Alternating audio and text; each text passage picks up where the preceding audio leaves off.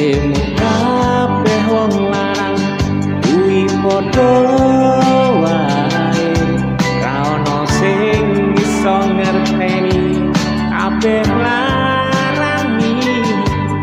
Aku mbok anggap apa kancane kowe pas loro, nanging kowe malah milih wong liya.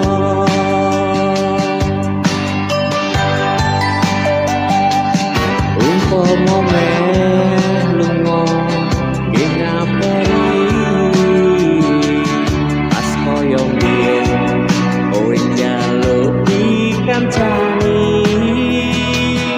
ora tiba-tiba